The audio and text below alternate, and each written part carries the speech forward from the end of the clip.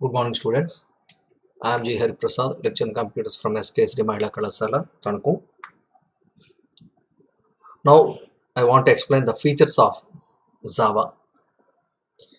In general, it comes after C and C++, but it is very popular because of its features.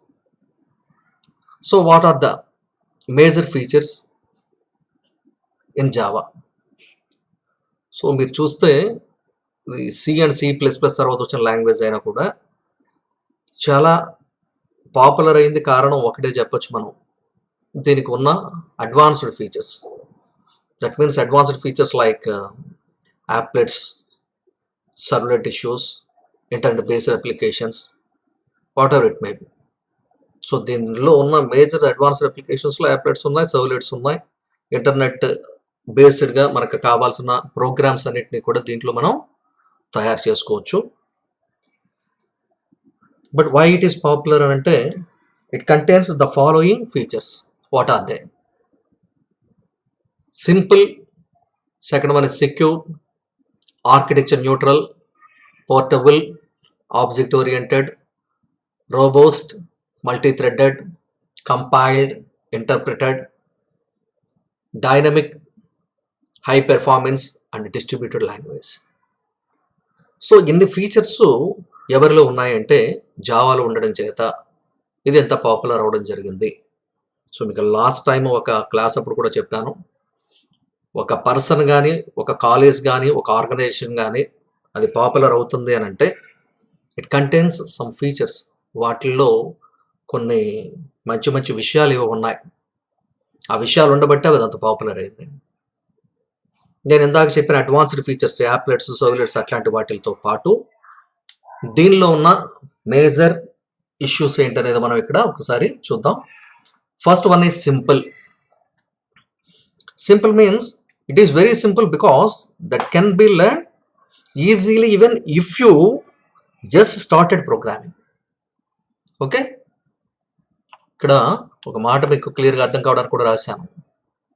So ఇప్పుడే ప్రోగ్రామింగ్కి అసలు నువ్వు ఇంకా programming touch లేదు, నీకు C కూడా తెలియదు, నాట్ ఈవెన్ ఆ సి లాంగ్వేజ్ తెలియనప్పుడు కూడా నువ్వు డైరెక్ట్గా వచ్చి ఏ విషయాన్ని నేర్చుకోవచ్చు అంటే జావా ప్రోగ్రామర్ ఎవరైతే ప్రోగ్రామింగ్ ఉందో ఆ జావా ప్రోగ్రామింగ్ని నువ్వు నేర్చుకోవచ్చు.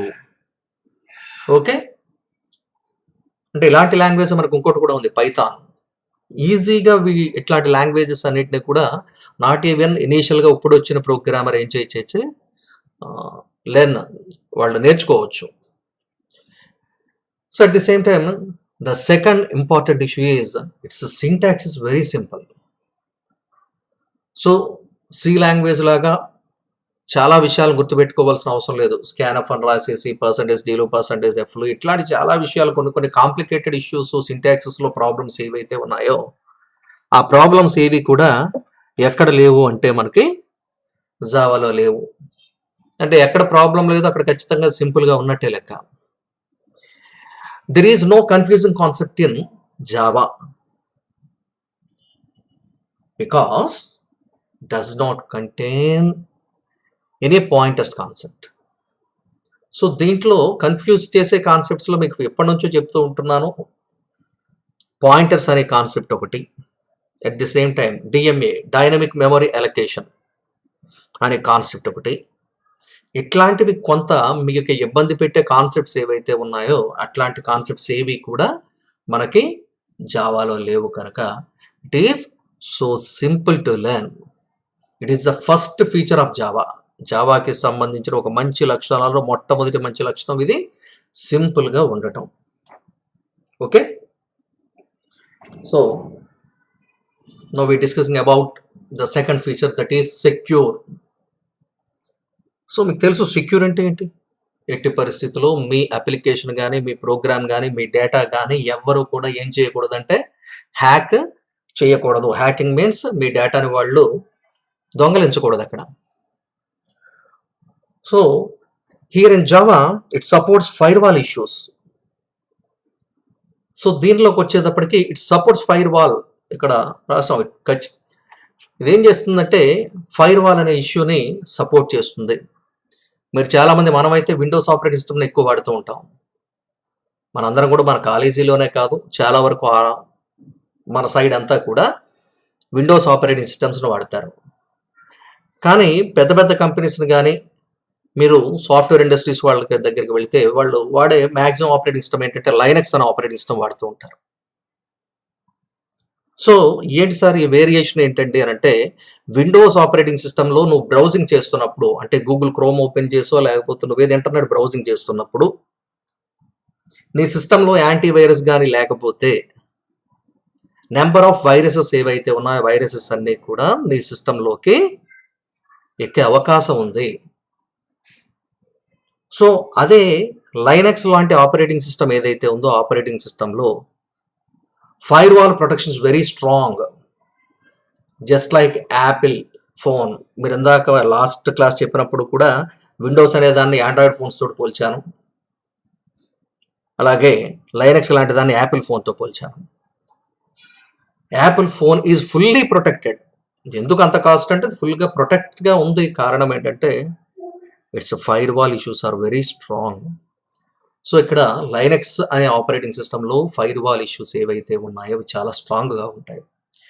అలాగే ఇక్కడ జావా అనే లాంగ్వేజ్ ఏదైతే ఉందో ఆ జావా అనే లాంగ్వేజ్ ద్వారా కానీ మనం ఒక ప్రోగ్రామ్ను కానీ డెవలప్ చేస్తే ఆ డెవలప్ చేసిన ప్రోగ్రామ్కి సంబంధించిన డేటాని ఎవరూ కూడా ఏం చేయలేరు అంటే మిస్బిహేవ్ చేసేటట్టు కానీ వేరేగా మాడిఫై చేసేటట్టు కానీ చేయలేరు.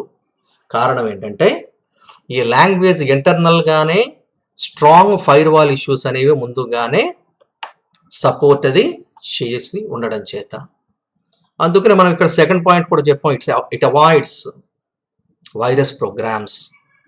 So vital information resource under seize. Virus means vital information resource under seize. Important information ఏదైతే ఉందో వాటినన్నిటినీ సీజ్ చేసే ప్రోగ్రామ్స్ ఏవి కూడా జావా ద్వారా తయారు చేయబడిన అప్లికేషన్లోకి వచ్చే అవకాశం లేదు.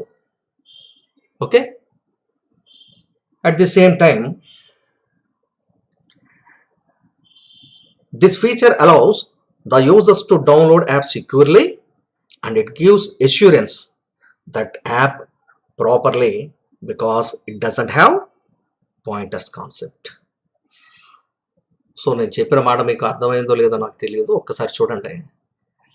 సో సెక్యూర్డ్గా ఒక యూజర్, మీరే ఎండ్ యూజర్ ఒక నెట్ సెంటర్కి వెళ్ళారు, సెక్యూర్డ్గా మీకు కావాల్సిన యాప్ను లోడ్ చేసుకుంటే అది జావా యాప్ కానీ అయినట్లయితే, అంటే జావా ద్వారా తయారు చేయబడిన యాప్ అయితే సెక్యూర్డ్గా డౌన్లోడ్ చేయబడుతుంది. సెక్యూర్డ్గా డౌన్లోడ్ చేసిన తర్వాత దాన్ని ఇన్స్టాల్ చేసుకున్న తర్వాత దాని బిహేవియర్ ఏదైతే ఉందో ఆ బిహేవియర్ కూడా ప్రాపర్గా ఉండడం జరుగుతుంది. ఓకే, అందుకనే ఈ ఫీచర్కి వచ్చేటప్పటికి ఇది ఏం చేస్తుంది సార్ అంటే ఖచ్చితంగా మీకు ఎష్యూరెన్స్ ఇస్తుంది కంపల్సరీ. అంటే జావా ద్వారా తయారు చేయబడిన అప్లికేషన్ సెక్యూర్డ్గా మనం డౌన్లోడ్ చేయగలం, దాన్ని ప్రాపర్గా బిహేవ్ చేసేటట్టుగా కూడా మనం చేసే అవకాశం ఉంది. ఓకేనా, దానికి ఒకటే రీజన్ ఏంటంటే పాయింటర్స్ అనే కాన్సెప్ట్ మనకి జావాలో లేకపోవడం. అందుకే మనం సి లాంగ్వేజ్లో చదువుకున్నాం. డిఫైన్ పాయింటర్ అంటే అందరూ కూడా వైవాలో తెగ చెప్పేశారు. Pointer is a variable which stores the address of the another variable. So pointer అనేది ఒక వేరియబుల్లే కానీ వేరొక వేరియబుల్ యొక్క అడ్రస్ని స్టోర్ చేసుకోగలదు. అంటే పాయింటర్స్ అనే కాన్సెప్ట్లో ఒక సిస్టమ్ యొక్క అడ్రస్ నుంచి వేరొక సిస్టమ్ యొక్క అడ్రస్కి ఏం చేయగలదంటే వెళ్ళి అక్కడ ఉండే డేటాని స్టోరేజ్ చేయగలదు, అంటే అది ఉన్న డేటానంతటిని కూడా దొంగలించగలదు. బట్ ఇట్లాంటివన్నీ కూడా చెయ్యకుండా ఎవరు చేయగలరు అంటే జావా చేయగలదు. కాబట్టి దీనికి ఉన్న రెండో మంచి లక్షణం ఏంటంటే it is a secure language. Okay,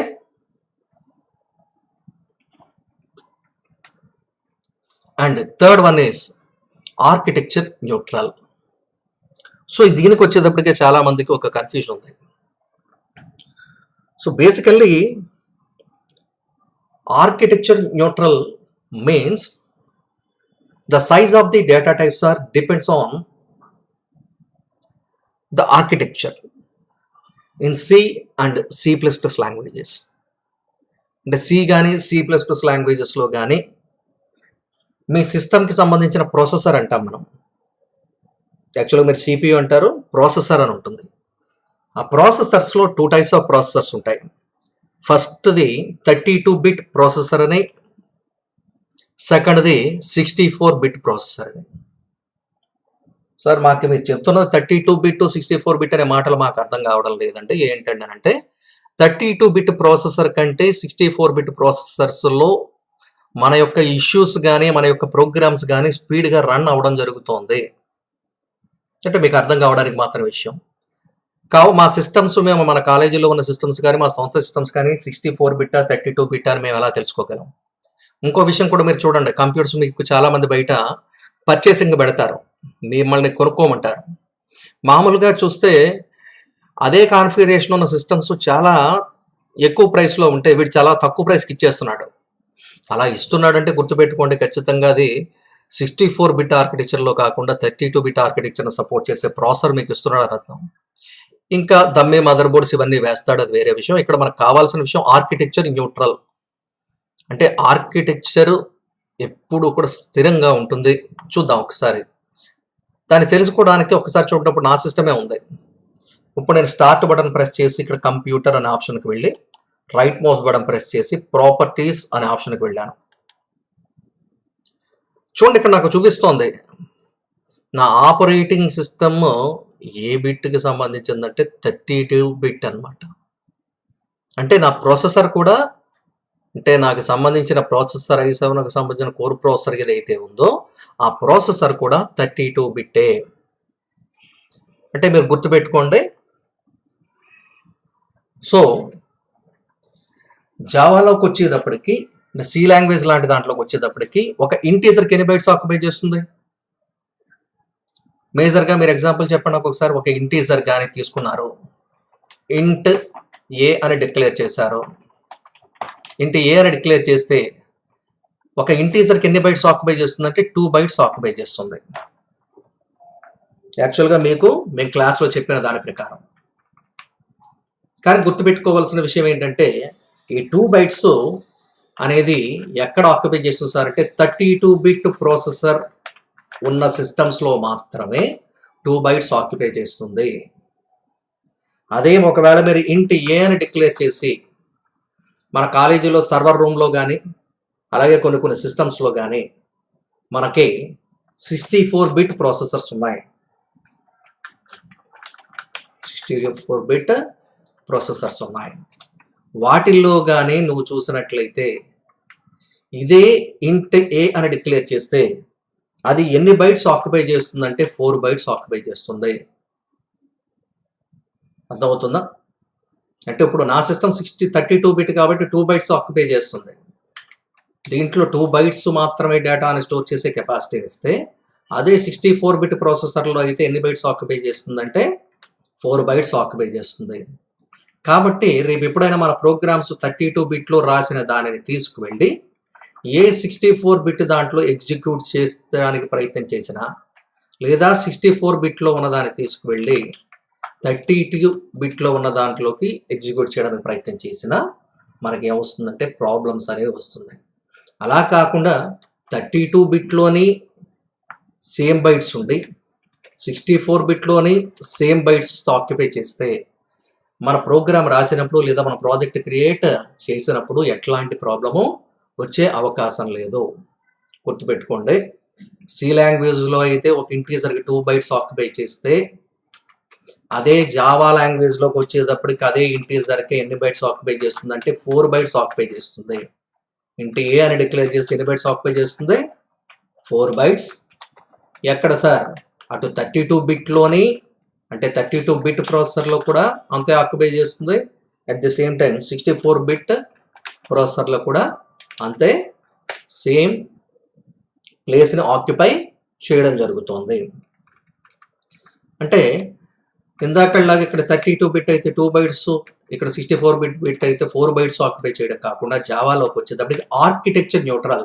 ఆ ప్రాసెసర్లు ఏవైనా, అది 32-బిట్ ప్రాసెసర్ అయినా లేదా 64-బిట్ ప్రాసెసర్ అయినా ఎన్ని బైట్స్ ఆక్యుపై చేస్తుందంటే 4 బైట్స్ ఆక్యుపై చేస్తుంది కనుక నువ్వు రాసిన ప్రోగ్రామ్ లేదా నువ్వు రాసిన అప్లికేషన్ ఏదైతే ఉందో దానికి ఎట్లాంటి డిస్టర్బెన్స్ కలగదు.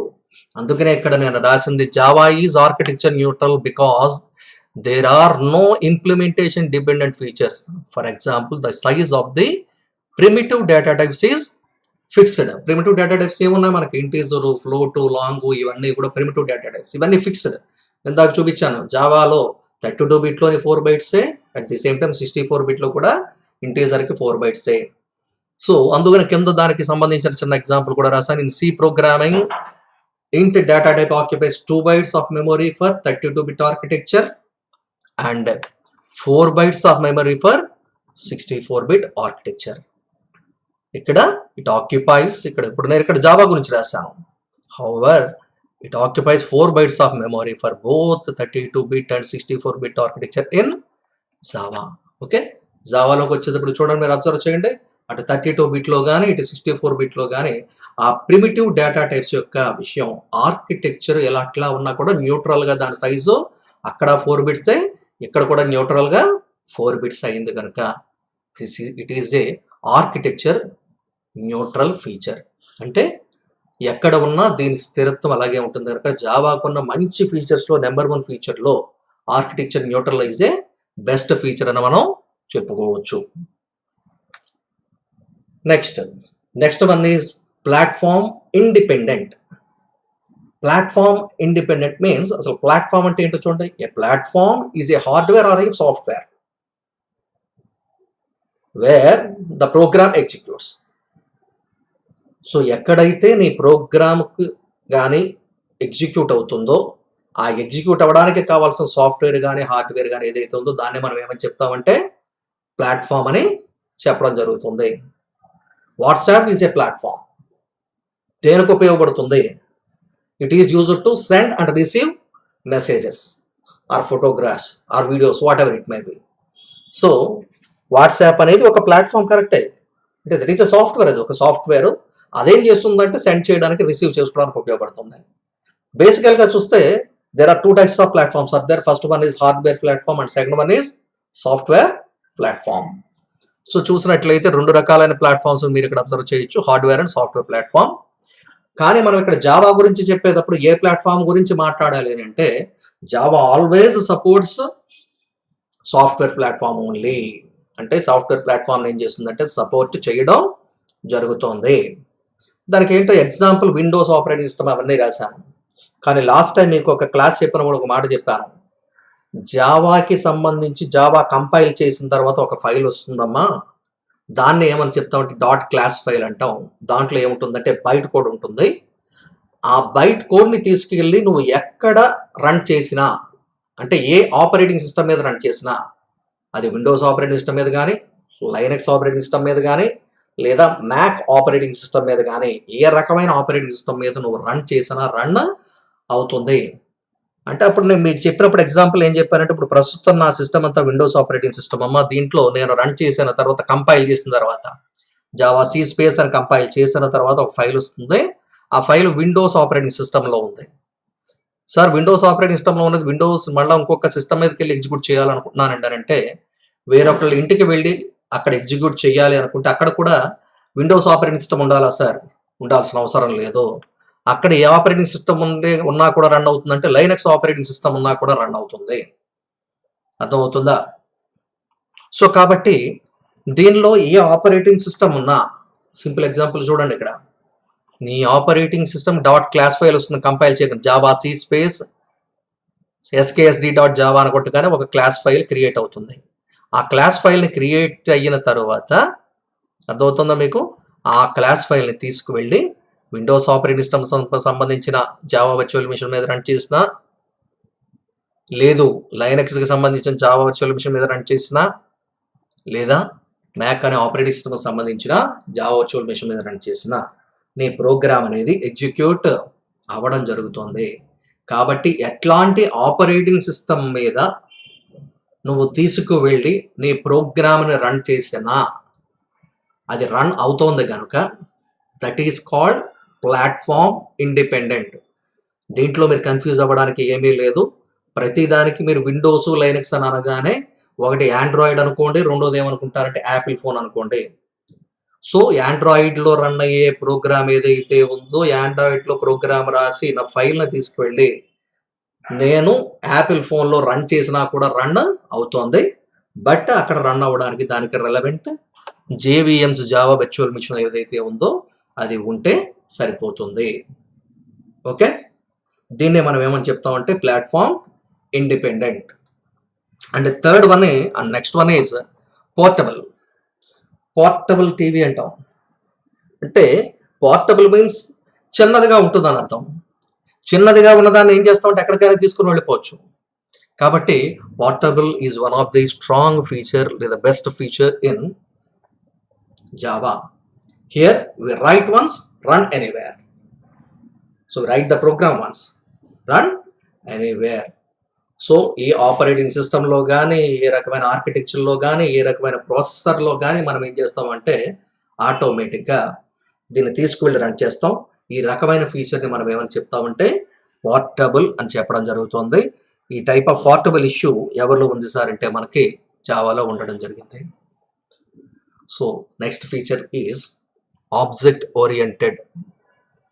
So Java is the best feature.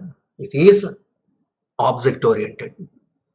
So Java is an object oriented programming language. That means it always concentrates on data rather than task. Okay, మీకు ఇదివరకు చెప్పాను, ఇక్కడ అంతా కూడా అన్ని దేనిపైన ఆధారపడి ఉంటాయంటే ఆబ్జెక్ట్ పైనే ఆధారపడి ఉంటాయి. ఆబ్జెక్ట్ ఎప్పుడు కూడా ఏం చేస్తుందంటే దేన్ని పైన కాన్సన్ట్రేట్ చేస్తుందంటే డేటా పైన కాన్సన్ట్రేట్ చేస్తుంది, టాస్క్ పైన కంటే. సో మీ డేటాను అంతటిని సెక్యూర్డ్గా ఉంచడానికి కానీ, మీ డేటాకి సంబంధించిన మెమొరీని అలాట్ చేయడానికి కానీ, మీ డేటాకి సంబంధించిన మెమొరీ అలొకేషన్ అయిపోయిన తర్వాత అవసరం లేకపోతే తీసివేయడానికి కానీ ఎవరిని ఉపయోగించి చేస్తామంటే object oriented programming. So everything in Java is an object. జావాలో నువ్వు ఏదైనా తీసుకో, ప్రతి దాన్ని కూడా దేనిగా మనం క్రియేట్ చేసి చూస్తాం సార్ అంటే ఆబ్జెక్ట్గా క్రియేట్ చేయాల్సిందే. ఏంటి సార్ అంటే దానివల్ల ఉపయోగం ఏంటంటే డేటా పైన కాన్సన్ట్రేషన్ ఎక్కువగా ఉంటుంది, రెలవెంట్ టాస్క్స్ అన్నింటినీ కూడా ఒకే చోటికి జాగ్రత్తగా తీసుకొస్తుంది, కావాల్సిన మెమొరీ ఏదైతే ఉందో ఆ మెమొరీని అంతటిని కూడా అలాట్ చేస్తుంది. మీరు ప్రోగ్రామింగ్ నెక్స్ట్ కాన్సెప్ట్స్లో చెప్తున్నప్పుడు, మీకు ప్రోగ్రామింగ్ చేస్తున్నప్పుడు ఈ ఆబ్జెక్ట్ అనే విషయం ఇంకా మరింత క్లియర్గా మీకు అర్థమవుతుంది. అంటే ఆబ్జెక్ట్ ఎప్పుడు కూడా ఫస్ట్ క్లాస్లో చెప్పాను, ఎవరిలో ఉన్న విషయాన్ని యాక్సెస్ చేసుకుంటుందంటే క్లాసులో ఉన్న వేరియబుల్స్, మెంబర్ వేరియబుల్స్ అంటాం, అండ్ మెంబర్ మెథడ్స్ ఏవైతే ఉన్నాయో వాటికి మెమొరీని అలాట్ చేసి వాటి స్టేట్ని, వాటి బిహేవియర్ని ఎలా ఉండాలనేది డిసైడ్ చేస్తూ ఉంటుంది. సో కాబట్టి Java is an object oriented programming language. It is one of the best feature in Java. And next one is robust. Basically, robust means strong. Robust means strong. Okay. Why it is strong? Because it has two powerful features. First one is exception handling, and second one is memory management. So, మీకు అర్థమైందా ఇది strong అని ఎందుకు అని చెప్తున్నాం అంటే ఎవరైనా ఒకరు స్ట్రాంగ్గా ఉన్నారు అంటే వాడి వెనకాల బ్యాక్గ్రౌండ్ ఏదో గట్టిగా ఉన్నట్టు లెక్క. దీనిలో ఉన్న గట్టిగా ఉన్న బ్యాక్గ్రౌండ్ ఇష్యూస్ ఏంటంటే రెండు ఇష్యూస్ దీనిలో ఇంటర్నల్గా ఉండడం జరిగింది. ఫస్ట్ వన్ ఏంటంటే ఎక్సెప్షన్ హ్యాండ్లింగ్, సెకండ్ వన్ ఏంటంటే మెమొరీ మేనేజ్మెంట్. ఇక్కడ ఎక్సెప్షన్ అంటే ప్రస్తుతానికి మీరు ఎలా అర్థం చేసుకుంటారంటే ఎక్సెప్షన్ మీన్స్ ఎర్రర్ అనుకోండి. ప్రస్తుతానికి ఎర్రర్స్ని ఆల్మోస్ట్ ఆల్ హ్యాండిల్ చేస్తుంది. And half of the exceptions are handled by the system. Maximum తప్పులు కానీ నువ్వు ఏదైనా చేస్తే ఆ తప్పులని మ్యాక్సిమం హ్యాండిల్ చేయడానికి చేయగలుగుతుంది జావా. అంటే ఇంటర్నల్గా దీంట్లో చెక్డ్ ఎక్సెప్షన్ అని, అన్చెక్డ్ ఎక్సెప్షన్స్ అని నెంబర్ ఆఫ్ ఎక్సెప్షన్స్ ఉంటాయి. కానీ maximum half of the exceptions are handled by the system.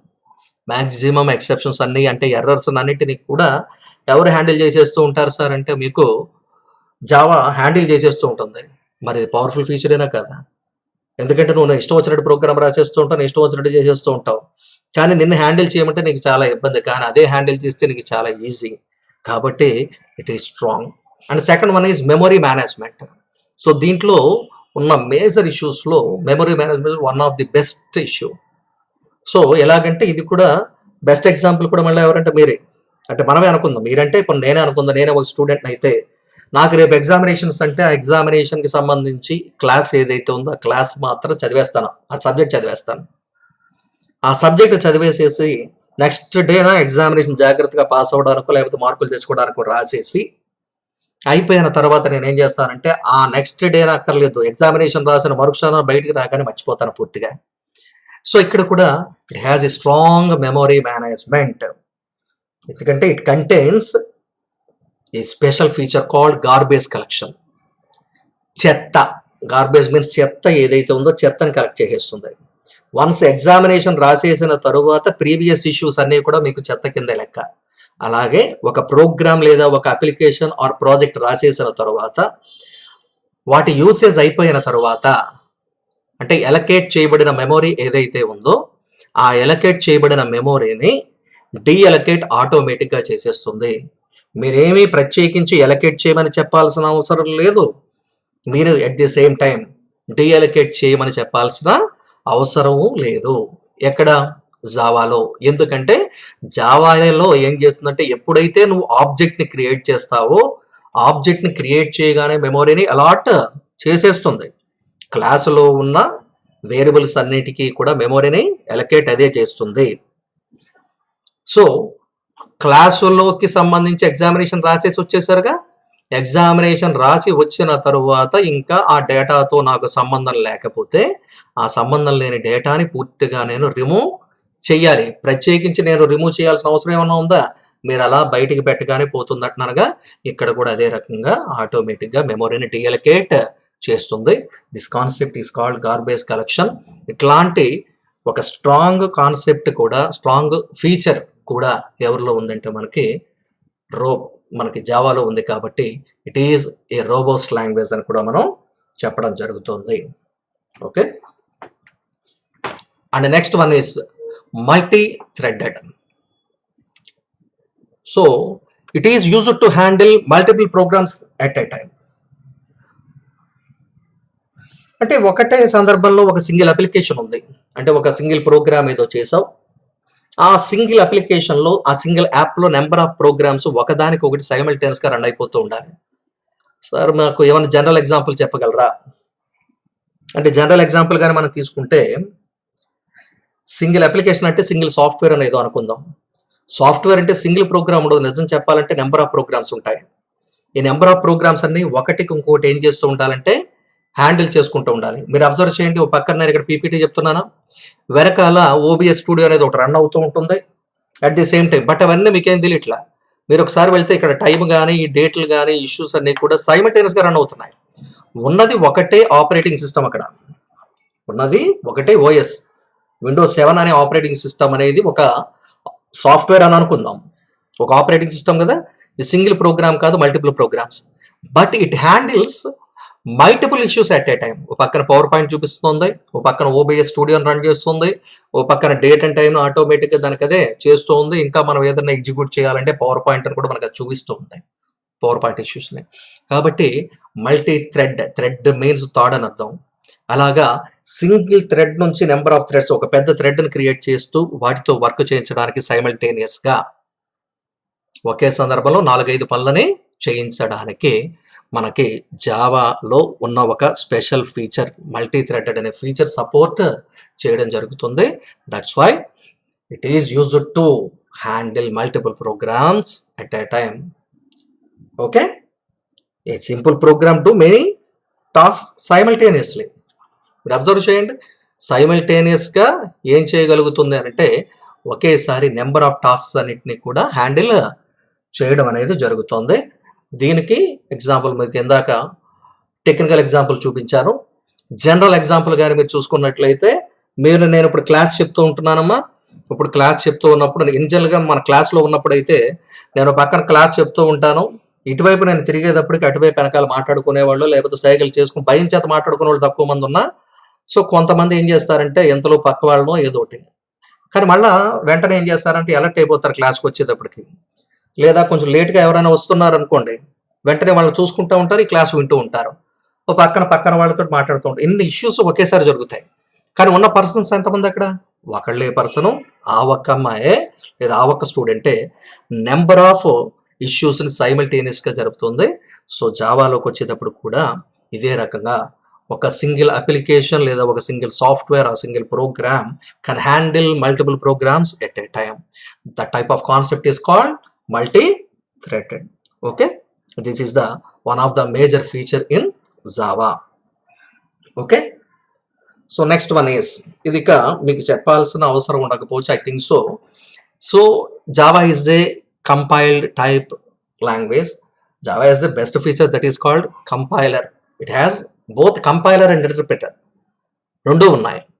C లాంగ్వేజ్కి వచ్చేటప్పటికి it contains only a single compiler, అదే కంట్రోల్ F అని కొట్టి వదిలేస్తారు, there is no interpreter sir. But in Java it contains both are the first one is compiler. So compiler ఏం చేస్తుంది? The compiler ఇందాకే చూసాం మనం ప్రోగ్రామ్ లాస్ట్ వీడియోలో చూసాం, Java C space, Java C means Java compiler, Java C space skSD.java అని కొట్టగానే it produces a class file. That class file contains byte code. So మీరు ఎప్పుడైతే కంపైల్ చేస్తారో వెంటనే మీకు క్లాస్ ఫైల్ క్రియేట్ అవుతుంది. ఆ క్లాస్ ఫైల్ ఏముంటుందని బైట్ కోడ్ ఉంటుంది. We can execute that file, that byte code file anywhere in the world. So ఎక్కడైనా నువ్వేం చేయొచ్చు అంటే చూడండి, దాన్ని తీసుకెళ్ళి మీరు ఎగ్జిక్యూట్ చేయొచ్చు. It is one of the feature in Java. And next one is, మీరు ఆటోమేటిక్గా ఎస్టిమేట్ చేసేయచ్చు, that is interpreted. Java is an interpreted language. So why? Because whenever the bytecode file creates by using Java compiler, thereafter it must be converted into the machine language. So చూడండి, మీరు ఖచ్చితంగా byte code ఇక్కడ నుంచి మీరు byte code class file తీసుకెళ్ళిపోయారు వేరే system దగ్గరికి, ఖచ్చితంగా మరి అక్కడికి ఎగ్జిక్యూట్ అవ్వాలి కదా. అక్కడికి ఎగ్జిక్యూట్ అయ్యి నాకు అక్కడ రిజల్ట్ నాకు చూపించాలి కదా. ఖచ్చితంగా అప్పుడు ఎవరు ఉండాలి? It must contain JVM. That JVM is called interpreter. So JVM అనే ఒక ప్రోగ్రామ్ ఇంటర్నల్గా ఖచ్చితంగా ఉండి తీరాలి. సో ఆ JVM అనేది ఏదైతే ఉందో, జావా వర్చువల్ మిషన్ అనేది ఏదైతే ఉందో, ఆ జావా వర్చువల్ మిషన్ని అక్కడ ఇన్స్టాల్ చేసేస్తే మాత్రం, ఆ ఇంటర్ప్రిటర్ ఇన్స్టాల్ చేస్తే మనకి ఆటోమేటిక్గా ఫైనల్గా మనకు కావాల్సిన అవుట్పుట్ని ప్రొడ్యూస్ చేస్తుంది. మీకు అర్థమవుతుందా? జావా సి స్పేస్ skSD.java అని కొట్టారు. దాని తర్వాత చూడండి, మీరు ఆ ప్రోగ్రామ్ అయిపోయిన తర్వాత రాశారు, ఆ ప్రోగ్రాంలో జావా స్పేస్ skSD అని రాశారు. ఎప్పుడైతే జావా స్పేస్ skSD అని అనగానే వెంటనే ఏం చేస్తుందంటే అవుట్పుట్ చూపించింది. అక్కడ జావా అని రాస్తున్నారు చూసారా, ఆ జావా అనే అక్కడున్న ఆ ఫైలే అక్కడుండే JVM, Java virtual machine. But ఇంటర్నల్గా దీనిలో ఇంకొక కాన్సెప్ట్ ఉంది, నెక్స్ట్ దగ్గరికి వచ్చినప్పుడు ఈ విషయాన్ని మాట్లాడతాను. యాక్చువల్గా ఇప్పటికీ సి లాంగ్వేజ్లో ఓన్లీ కంపైలర్ ఒక్కటే ఉంది, కంట్రోల్ F9 కొట్టగానే స్పీడ్గా అయిపోయి మీకు రిజల్ట్ చూపించాలి. కానీ ఇక్కడికి వచ్చేటప్పటికి ఏమంటామంటే, C++ వీటితో పోలిస్తే జావా యొక్క ప్రోగ్రామ్స్ చాలా స్పీడ్గా ఎగ్జిక్యూట్ అయిపోతాయి అంటాం మనం. ఎందుకు ఎగ్జిక్యూట్ అవుతాయి అనేది యాక్చువల్గా చూస్తే, కంపైలర్ అయిపోయిన తర్వాత ఏమో క్లాస్ ఫైల్ క్రియేట్ అయింది, క్లాస్ ఫైల్ క్రియేట్ అయిన తర్వాత ఏమో JVM దగ్గరకు వచ్చింది. యాక్చువల్గా లెంగ్తీ అయ్యింది. లెంగ్తీ అయినా కూడా జేమ్స్ గోస్లింగ్ ఏమని చెప్తున్నాడంటే, రిమైనింగ్ లాంగ్వేజెస్తో పోలిస్తే ఖచ్చితంగా జావా లాంగ్వేజ్ మీ యొక్క రిజల్ట్, మీకు సంబంధించిన రిజల్ట్ని చాలా స్పీడ్గా ఇవ్వగలదు అంటున్నాడు. అది నెక్స్ట్ ఫీచర్ దగ్గరికి వచ్చినప్పుడు చెప్తాను. That feature is called high performance. That feature is called high performance. So because JVM internally contains a special compiler called, that is called JIT. JIT means just in time compiler. JIT means just in time compiler. Why it is very speed అంటే ఒకటే చెప్తాం, because it internally contains, who internally contains?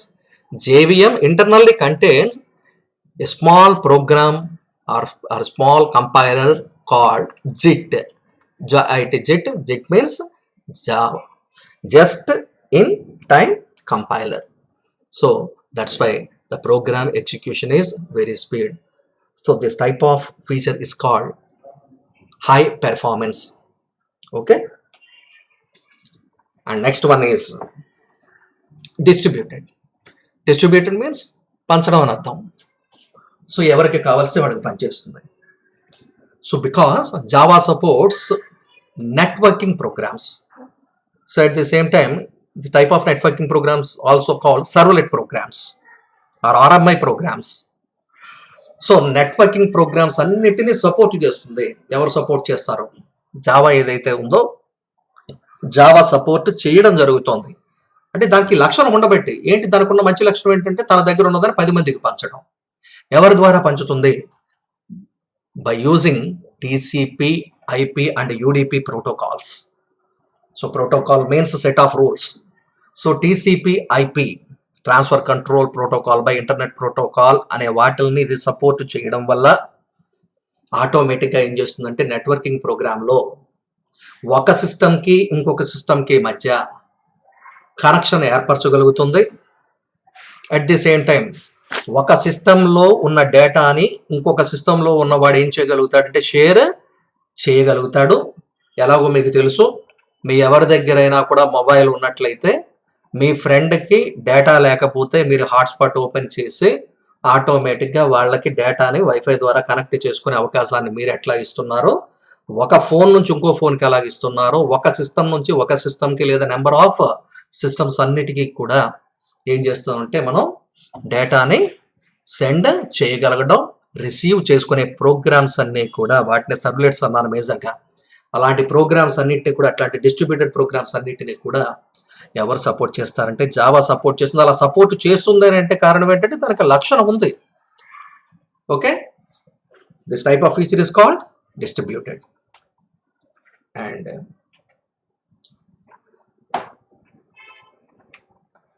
the final feature is dynamic. Java is a dynamic language. So Java is a dynamic language. Why? Because it is capably dynamically links up the libraries, methods and objects. So ఎలాగంటే మీరు యాక్చువల్గా system dot out dot ప్రింట్ఎల్ అని రాస్తున్నారు. యాక్చువల్గా programme ఇందాక రాసాం. But system dot out dot println అనేది ఒక ప్యాకేజ్లో ఉంది. యాక్చువల్గా పైన రాయాలి మనం import Java dot IO dot star అని రాయాలి. యాక్చువల్గా పైన ఇంపోర్ట్, అసలు ఫస్ట్ ప్రోగ్రామ్ క్లాస్ కంటే పైన import space Java dot IO dot star అని రాయాల్సి ఉంది. కానీ అవి రాయకుండానే మనకి ఏం చేస్తుందంటే ఆటోమేటిక్గా తీసుకుని ఇదే లింకప్ చేసేసుకోవడం. కొన్ని సందర్భాల్లో కొన్ని ప్రత్యేకమైన వాటిని మీరు చూడండి. సి లాంగ్వేజ్ మీకు నేను చెప్తున్నది అర్థం కాకపోవచ్చు, కానీ ఇంపోర్ట్ అనే మాట అర్థం కాకపోవచ్చు, కానీ హ్యాష్ ఇంక్లూడ్ అనే మాట మీకు అర్థం అవుతుంది సి లాంగ్వేజ్లో. చూడండి, ప్రింట్ ఎఫ్, స్కాన్ ఎఫ్ ఇట్లాంటి వాటికి కావాలనుకోండి పైన ఏం రాస్తారు మీరు? Hash include stdio dot H అని రాస్తారు. అలాగే మీరు సిఎల్ఆర్ ఎస్సిఆర్ రాశారనుకోండి, stdio డాట్ హెచ్ సరిపోదు, ఆ హెడర్ ఫైల్ని లింకప్ చేస్తే సరిపోదు. Hash include conio dot H, conio dot H అని రాస్తారు, console input output dot H అని.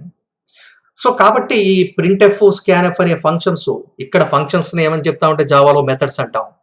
ఈ మెథడ్స్ అన్నిటినీ ఒక ప్రత్యేకమైన లైబ్రరీ నుంచి మనం ఇంపోర్ట్ వెంటనే డైనమిక్గా చేసుకోవడానికి జావా అనేది సపోర్ట్ చేస్తుంది. కనుక Java is a dynamic language అని చెప్పడం జరిగింది. అట్ ది సేమ్ టైం జావాకి వచ్చేటప్పటికి మీకు ఇందాకే చెప్పాను, it supports 2 types of special concepts. They are DMA. DMA means dynamic memory allocation. Dynamic memory allocation.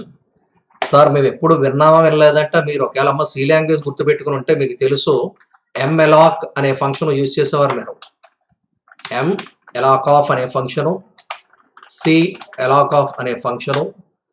అంటే ఈ రెండు కూడా ఏం చేస్తాయంటే మెమొరీని ఎలకేట్ చేయడానికి ఉపయోగపడితే, అలాగే పూర్తిగా మెమొరీని డీఎలకేట్ చేయడానికి రీఎలాక్ ఆఫ్ అనే ఫంక్షన్ యూజ్ చేసేవారు. సో ఇలాంటివి ఉన్నా లేకున్నా కూడా, ఇవన్నీ కూడా దేంట్లో? సి లాంగ్వేజ్లో.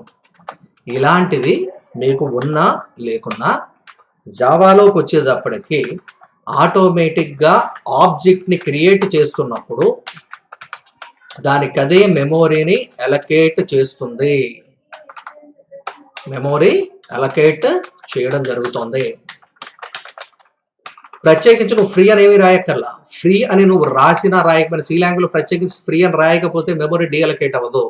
కానీ ఇక్కడికి వచ్చేటప్పటికి కంపల్సరీ నువ్వు ఏమి చెయ్యకపోయినా ఎలకేట్ చేయబడిన మెమొరీ ఏదైతే ఉందో ఆటోమేటిక్గా అది డీఅలొకేట్ అవడం జరుగుతుంది. That's why it supports dynamic memory allocation with automatic garbage collection.